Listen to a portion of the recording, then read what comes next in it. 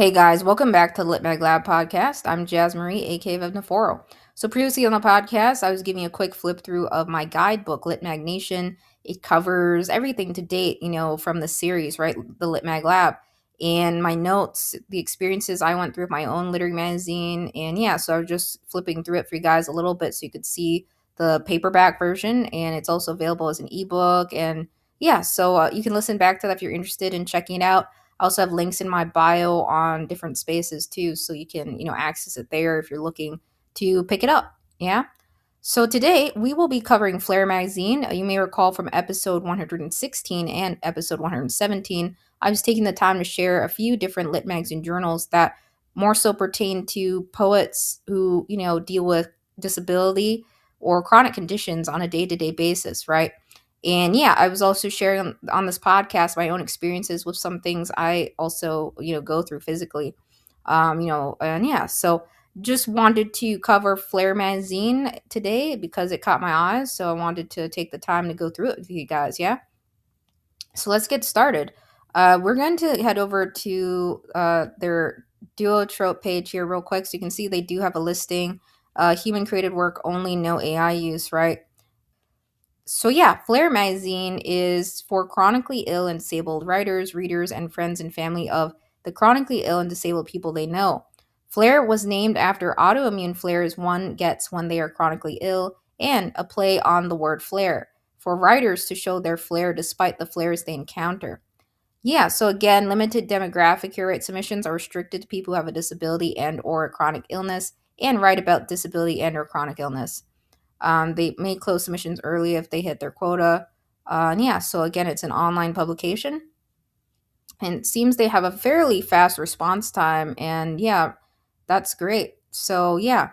Again, duotropes, as I cover in the series, is another way to see guidelines and everything, and when calls are, open and closed.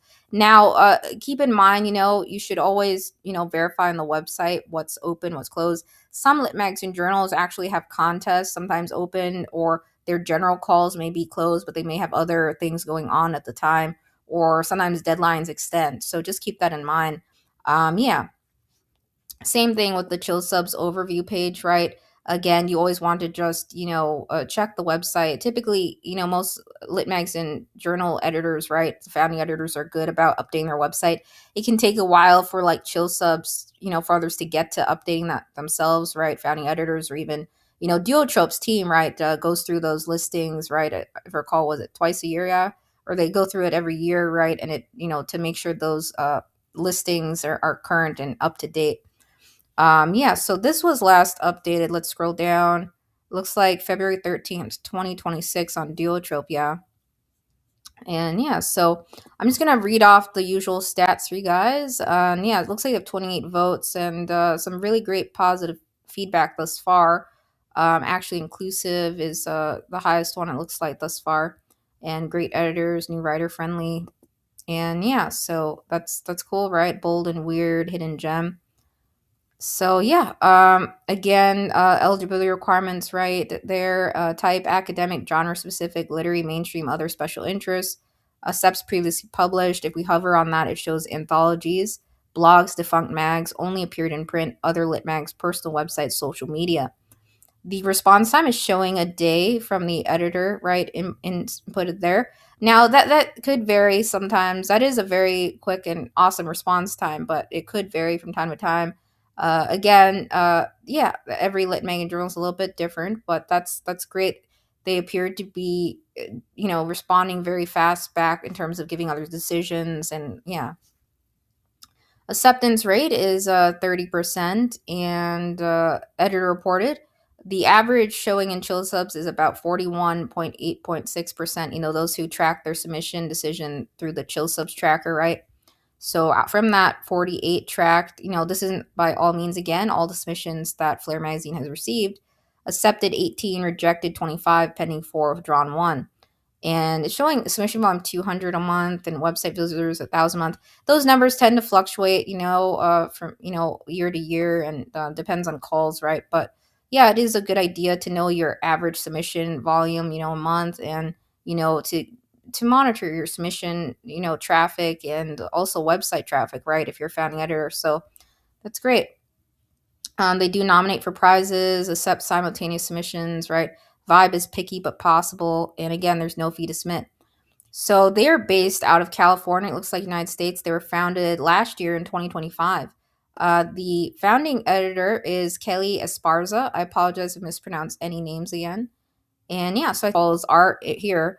So they do actually have an open call, right? So again, that's something to keep in mind. That's why I always check Chill Subs and Duotrope and the website, right? You always want to verify what's open and to double check things, right? But again, the site should always be current for the magazine if they have open calls, right? Yeah. So it looks like they're doing a Strength in Stories writing contest right now for microfiction. The deadline is March 1st of this year, 2026, 10 to 400 words.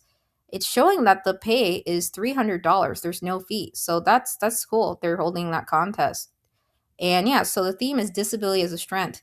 They want pieces that show finding your voice when it comes to managing mental health, disabilities, and chronic illnesses. So often, a disability, a chronic illness, and or a mental health condition is seen as a stigma or weakness, but they didn't have a choice. Yeah, and it says, but no one has a choice over that, right? We are dealt with the hand we're given, right?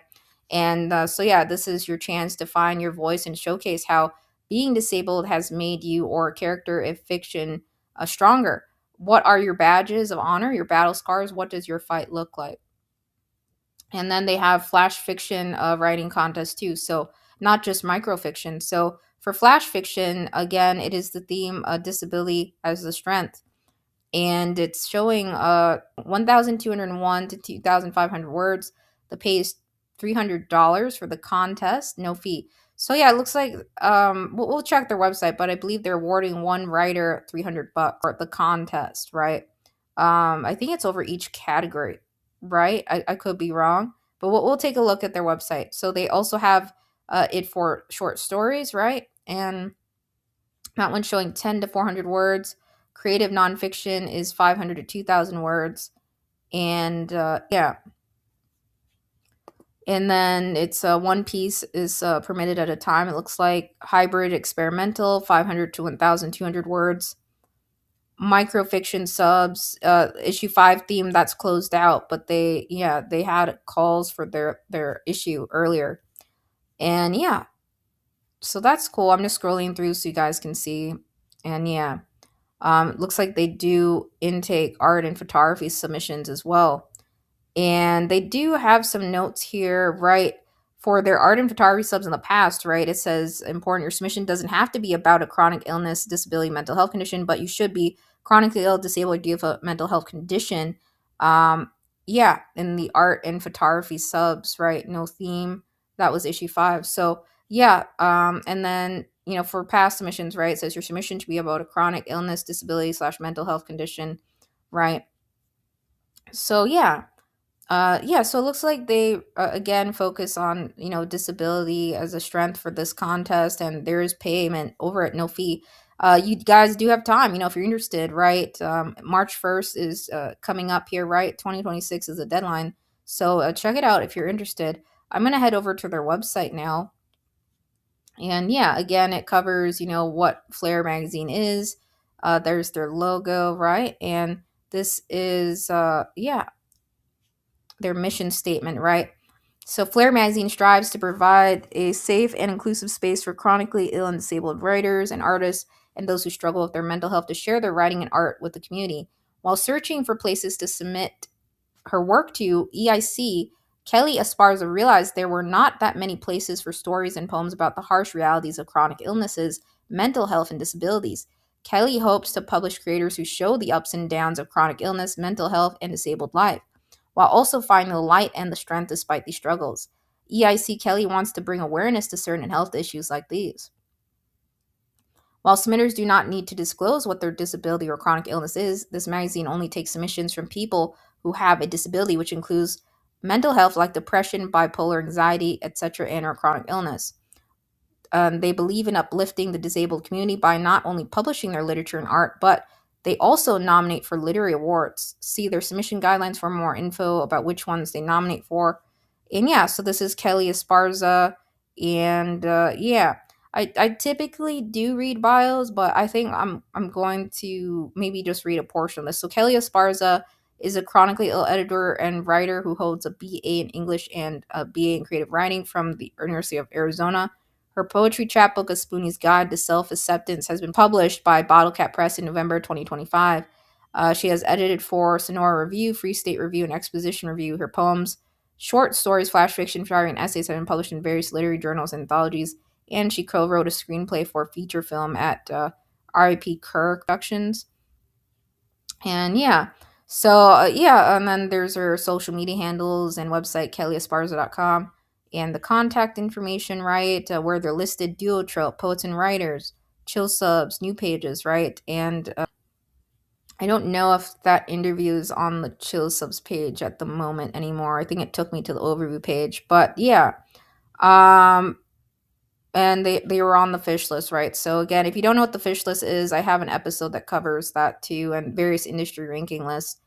Yeah. So yeah, that's pretty much it.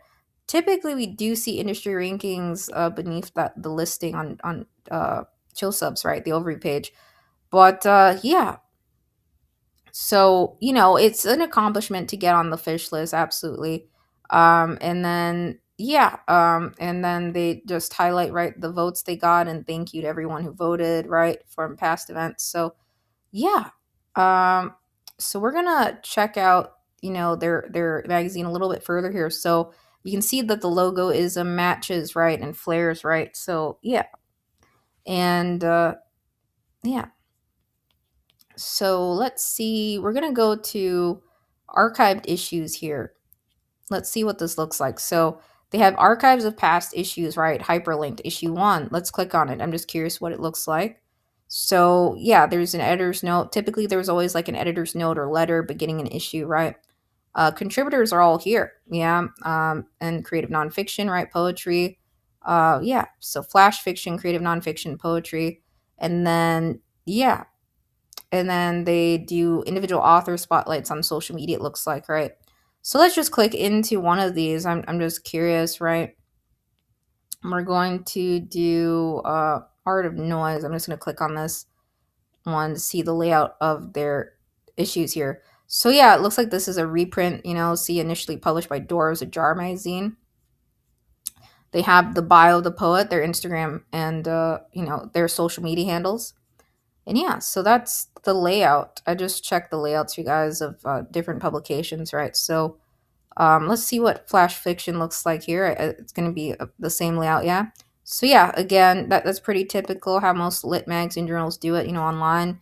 The piece linked out, right? Different sections, and then the bio beneath the right, yeah. So yeah, that's issue 1. I was just poking around in. They did a special Valentine's Day issue, and yeah, Halloween health scares issue. So yeah, it looks like they do some themed issues or some fun ones, maybe tied to holidays and events. So that's great. And yeah, Love to the Mind and Body was their special Valentine's Day issue, and yeah, so 2026, right? Issue 5. I think that's being worked on, being plugged in here, right? Because that one we saw in Chill Subs just closed out, I believe. So yeah, but their contests are open, right? So that's cool. Let's check out nominations and awards, and we'll check out contests. So it looks like they nominate for Best of the Net, right? Genre Punk Awards, yeah. And Best Microfiction nominations, Best Small Fiction nominations, Pushcart Prize nominations. So yeah, again, I do have an episode where I cover nomination events on this too.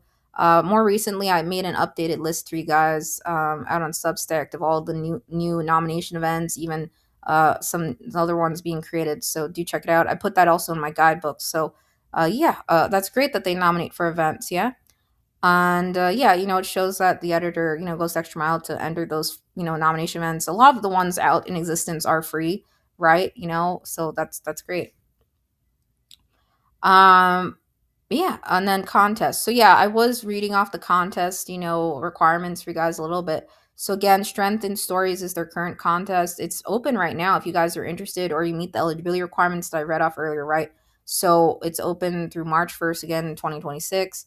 Yeah, again, the contest is completely free to enter. That's awesome, right? Winners get paid through PayPal or Venmo, so they specify how others get paid, which is always great to see.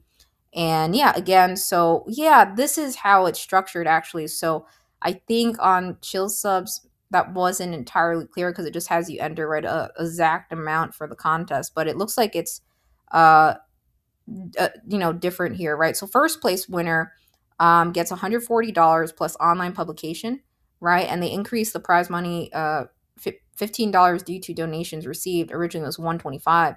Second place winner gets $80 plus online publication. They increased the prize money to $5 for that because of donations. Again, original was $75. Third place winner gets $55 plus online publication. They increased the prize money from 50 to 55, and then three runners up get $15 each plus online publication. Again, that was due to donations. They were able to do this, right? So yeah, and then there will be a long list, right? Writers who don't receive publication or prize money, they can list the accomplishment on socials, website, writing bios, So that's awesome, yeah.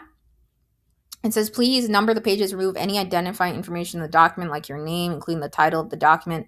Don't title your Word doc or PDF as your name. Don't do that, yeah. So they want to do blind concealed reads, Yeah, so response time, they're open for longer periods of time, so they will not be responding to entries within 24 hours, like for regular issue subs, but it's possible to hear back within 24 hours for rejection. And it depends on where they are in the submission reading. And yeah, the winners will be announced shortly after the contest ends. And yeah, so it looks like, in 2025, I'm quoting this, they raised $250 between GoFundMe and Redbubble as well, the Redbubble store. And that's cool, yeah. So yeah, again, I think this is a good example of like Litmag's, having community driven donations or, donation campaigns, whether it be go to GoFundMe or the other ones I've mentioned on this podcast and in the series, right? Donations can help, you facilitate, right, different contests, right, or more publication series. You can even maybe increase amounts you're awarding for a particular contest. So that's great. Even with Flower Song Press from episode 119, right?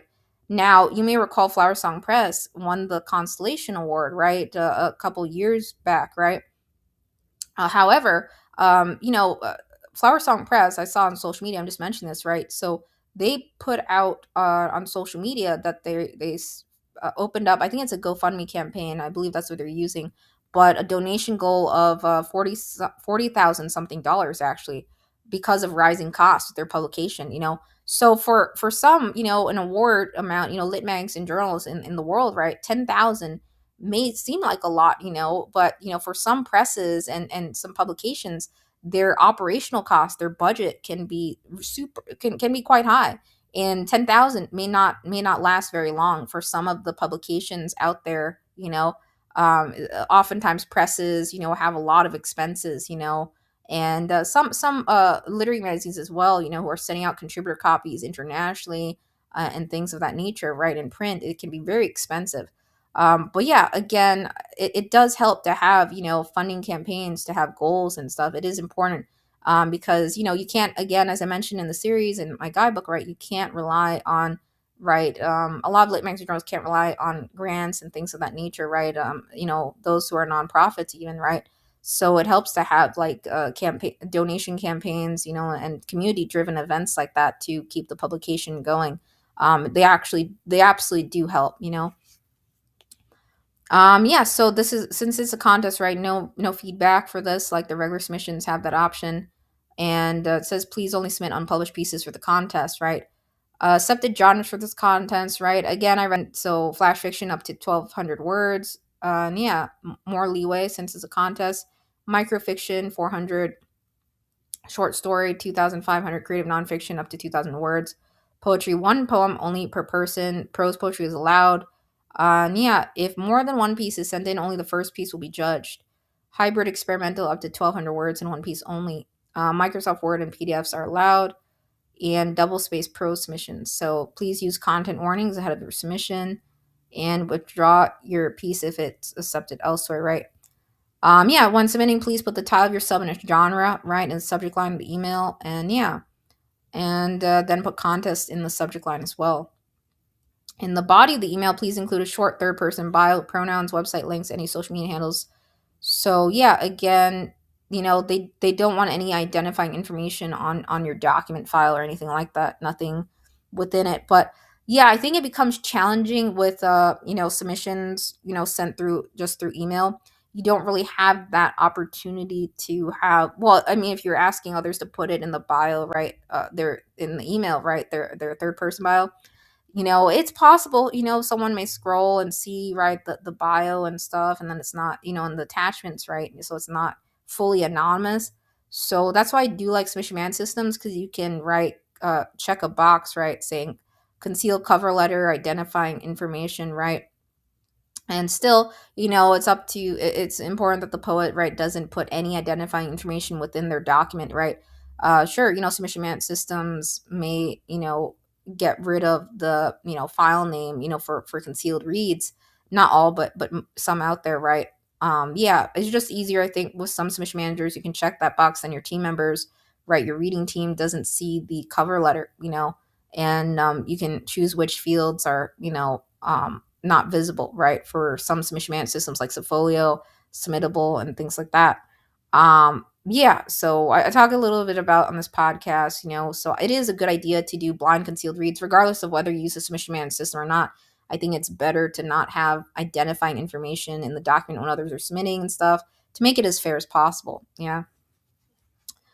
So yeah, so everything's intaked via email. It can be hard, again, juggling hundreds of submissions through email, but it is possible. Some lit mags and journals go, several years like that, and it's yeah, it all depends.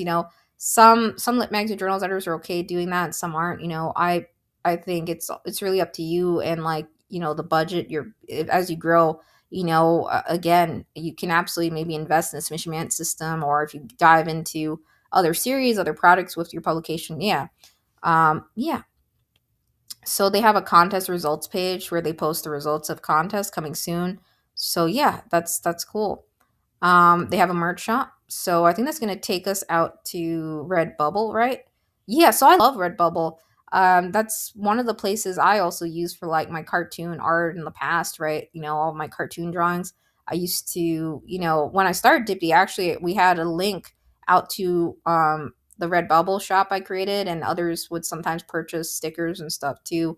My computer mouse drawing stuff, and a few other things I created. It helps, to pick up merch items now and then. Every bit helps for Lit Mag Journal. And it says here for Flair, right? All proceeds go to paying contributors in general and through their contests, right? So yeah, they do have designs created from artists, right? Disabled artist McKenna, and that's cool. Traditional art here, that's really cool. I love that. I a huge fan of traditional art again, so love seeing that. Yeah, these are really fun. Look at this. Yeah, so and yeah, so this is really cool. Yeah, and see the illustrations. Yeah, I think I have to check out more of the art. Right, it says Instagram handles can change over time, but right now it's showing cabbage butterflies on Instagram. And yeah, so they have a Redbubble store. Let's go out and check out the Redbubble store. I'm just curious. So yeah, that's cool. So yeah, some lit mags and journals absolutely do create Redbubble stores. Now, there are different ways you could set up, merch shops, as I shared on this podcast, right? Yeah, and yeah, so Redbubble, I would say their quality is good. I'm a huge fan of their sticker quality. I think they have one of the best sticker quality out there, in terms of that. And yeah, and I have picked up some shirts from Redbubble and gifted it to others and a few other things in the past. But yeah, so I have a link in my bio to my Redbubble shop, and if you're curious too, you can pick up some of my old artwork and stuff if you'd like. But yeah, that's awesome. Love art. I love seeing lit mags, have traditional art somewhere, So that's great. That's great. So we covered that submission guidelines. So these are their overall submission guidelines. Now, I was sharing these are the submission guidelines, right? I was showing you earlier, right, the contest guidelines for disabilities of strength, that call. So yeah, so these are their overall general right guidelines. I'm gonna read these off for you guys. This is closed, right, but the contest is open. So yeah, submissions may open for a month, a week, a few days because as many people are disabled or chronically ill know, flare-ups can be unpredictable and sudden and short or sudden and long. Submissions are and will always be free, so that's great. Regular issue submissions are closed, right, as of February 14th, 2026, but they'll open again in April. So if you guys can't, get to the contest and you're eligible, right, do check out back in April, right? They'll have a call open in April, right, for regular submissions for their issue, right? And again, submissions should relate to chronic illness, disabilities, mental health in some way, except art, as that could be difficult to do so. However, the artists themselves should be disabled in some way.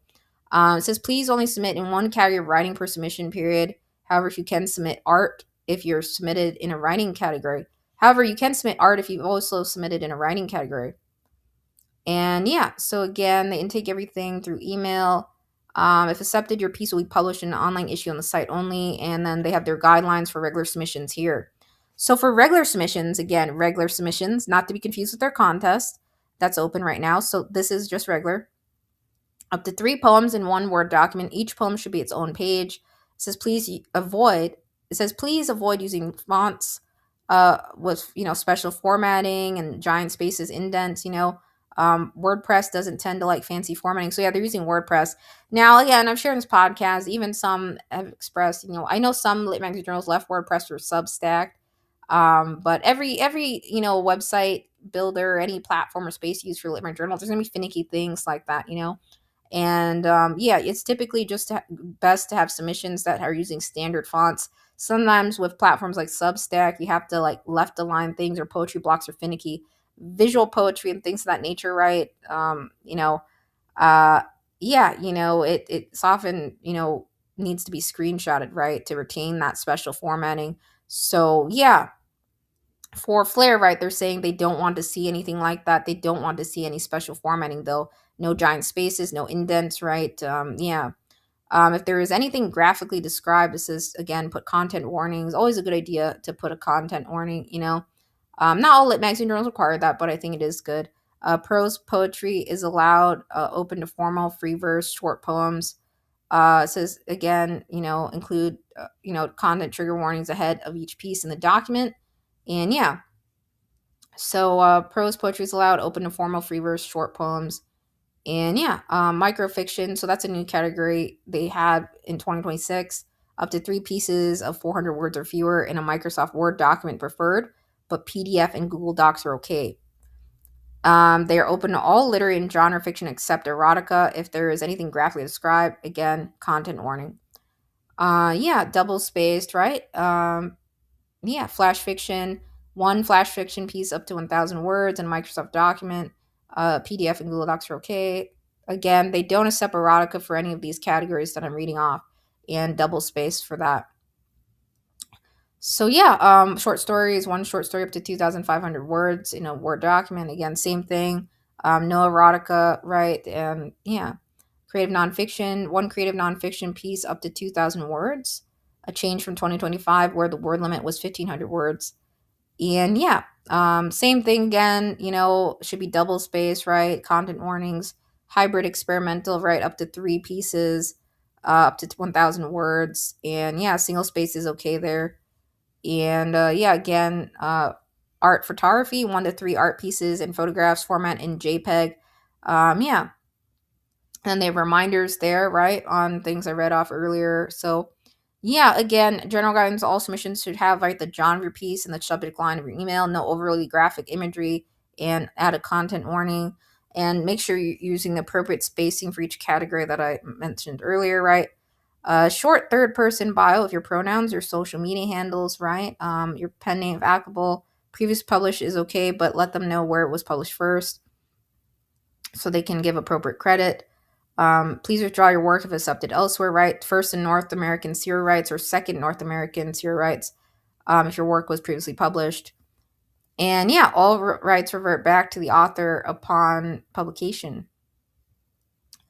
If Flair accepts your work, right, EIC, right, Kelly may lightly edit your piece for grammatical errors. This does not apply to poetry as much since poetry can often break certain rules. This is mostly to check for the and the like across the board. If you like to see your edits before publication, please email them and let them know. Yeah. So yeah, typically I think it is a good idea to always share changes with a writer before doing them. If it's very minor things, like something like a common thing is like changing dashes to full M dashes, or some things that we've seen at Dippity and a few other things, right? In terms of things like that. But I think if it's like it is always a good idea to share edits before final publication and to make sure they're happy with it. Of course, right upon publication, others can request for changes totally if there's something they'd like, very minor, like grammatical wise, or usually within 24 hours of submitting, so that's pretty fast, yeah. And the response could be on the longer side, right? Because the IC also is deals with a chronic condition as well. And the EIC Kelly hopes to publish an issue every season with special issues sometimes too. And please only submit when submissions are open. Flair Magazine is only a year old, so they don't regularly pay contributors, but they do have those contests, right? So that's awesome. They do promote, on their social media channels, right? They nominate for awards. So you can absolutely tell Kelly cares and seems to go the extra mile to really, partake in as many events as possible. And, the contest, right? And having donation events, right? And things through that is awesome. Again, nothing, right, that's attacking in nature, right? That's pretty typical of lit magazine journals, right? No AI generated text or art, no plagiarism, right? And Kelly solely runs it herself, so again, it's always important, right? It happens, as I mentioned on series, right? It can happen, right? That's a challenge some founding editors face at some point in time, as a founding editor, or if you run one for 5, 10, 15 years or something, you're bound to come across with an upset submitter, or someone who was unhappy that you rejected their work. So again, it's important to just be respectful as a submitter, right? And the founding editor, same thing, right? You can't react to anything like that, right? As I mentioned. And special note, so they have the right to take down work, right? And or if they discover something a submitter's done, right, they can remove the writing or art, right? And promotions around that, right?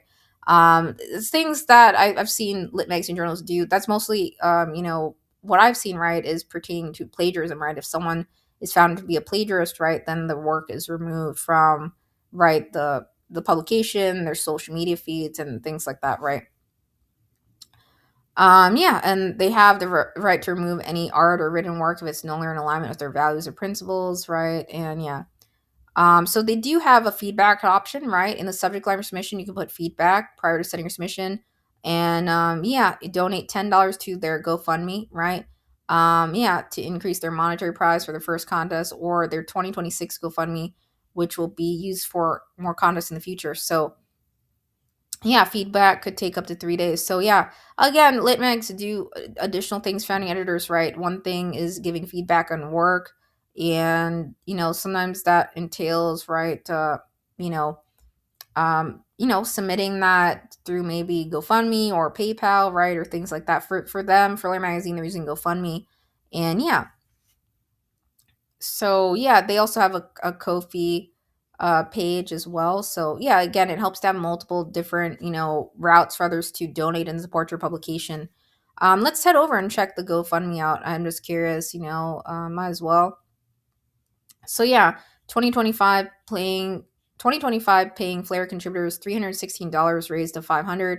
So guys, if you're interested, totally, head over and donate and support. I'm not going to scroll through the pages here, but just clicking into them so you guys can see examples of some pages. Again, I'm sure you guys have seen GoFundMe pages, but I've shared a couple on this podcast with a few lit mags. So looks like the 2026 GoFundMe, right, is here, right? It says let's empower disabled voices, $40 raised of 500. So totally check out their GoFundMes and donate if you can, if you're listening to this. And that's pretty much it. They have GoFundMe's, and everything's pretty straightforward. They have a way to contact here.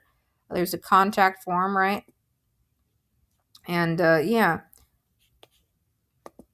And yeah, everything's pretty straightforward. They have a contact section here, right? And how to reach the editor. And that's pretty much it. So yeah, it's pretty straightforward. They're archived issues. Only thing I mentioned, there's no search, right? So I do, I think it's a good idea if a lit mag, grows over time, 5, 10, 15 years. It's a good idea to have a search of some kind. But all the issues are laid out. This is a layout we've covered on the podcast a little bit, hyperlinked issues and stuff like that, right? So, yeah.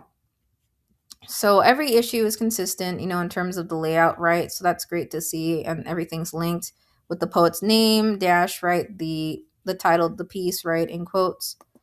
And yeah, so they do special issues, right, at Flare Magazine, and yeah, and their regular submission calls. So I think it's awesome that they also have this contest and they're awarding cash amounts, and there's no fee, guys. So totally check it out if you're interested. I think that's really cool that they're doing this, right? So yeah, that's pretty much it. Again, they have a Ko-fi page. I don't know if this cut off on the bottom of my screen, but on the left hand side there's a Ko-fi page as well. And it's one of those Ko-fi embeddable ones. So yeah, you can totally do that and support Flare Magazine if you'd like, and head over. Again, it's flare-magazine.com. And yeah, just wanted to give you a tour of it, guys, because I thought, I wanted to give a couple more examples of, lit magazine journals doing contests. And while their regular submissions may not be open right now, they are open until March 1st, 2026 for that contest. So do check it out. Again, you have to be eligible, right, to have a disability and or chronic illness, and write about a disability and or chronic illness. So you have to be eligible, right, to submit to Flare Magazine. So yeah, I think everything's pretty straightforward. They just started up in 2025, so I think that's really awesome. It's not easy at all to start up a lit mag or journal by yourself, and facilitating contests, doing all of it, but it's possible, right? Like you saw here. Yeah, so I think Kelly does a great job from what I can tell. My one comment would be the search. Maybe it might be nice to have a search one day. And the menu, yeah, everything's, easy to find. So yeah, that's pretty much it. Can't really think of anything else, right? They state how they pay others, the contest award. Now, I think with contests, instead of saying shortly after, I think it is a good idea to say like a specific window. Is it within, 4 to 6 months, within the same year that the contest decision is made? Maybe just a little bit more specific there. But other than that, that's pretty much it. Flare Magazine, I think, reiterates, right, the importance of each call, having content warnings, right? And yeah, and then the different spacing they'd like to see for each, right, category they have.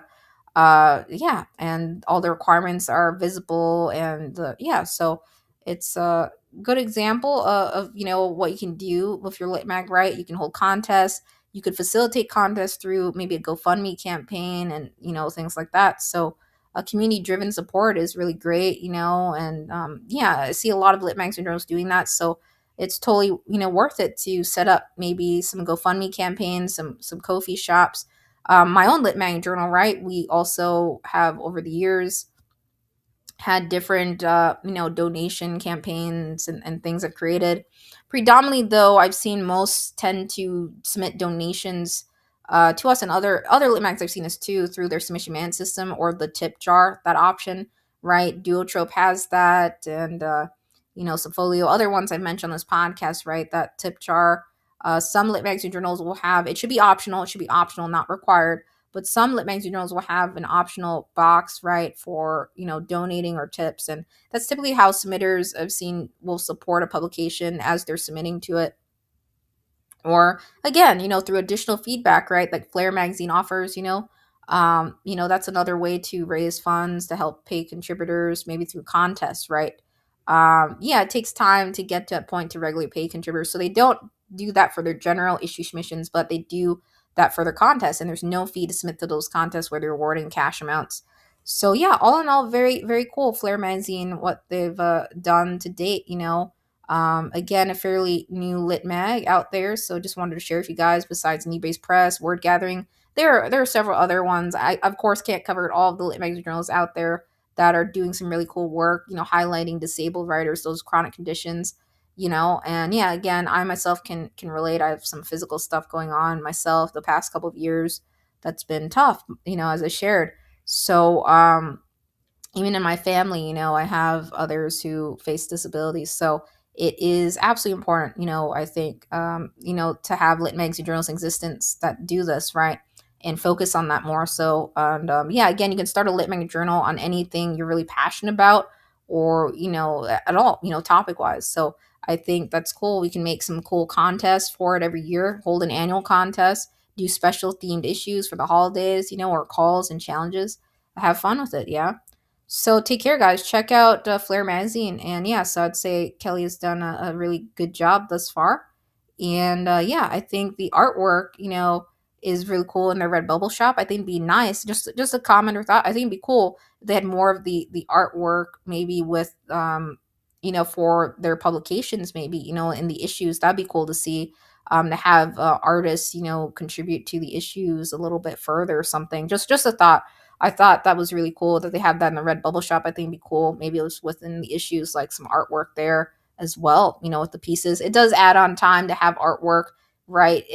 Custom artwork for pieces or things of that nature. But I think it's fun. There's a few lit magazine journals I've shared on here who, do things like that, right, with visual art or traditional illustrations and stuff. Blood Letter Magazine and a few other ones on this podcast or a series I've shared, right? So, yeah, but those are my only comments and thoughts. So, take care, guys, and check out the call. You have time to submit. If you missed the contest, head back in April and circle back to Flair Magazine, yeah? I'll put again just a link to the site and typical that I do, right? And yeah, see you in the next episode. Yeah. P.S. guys, Flair Magazine is also on CLMP. So yeah, the CLMP community of Larry Magazine Presses membership, it looks like as well.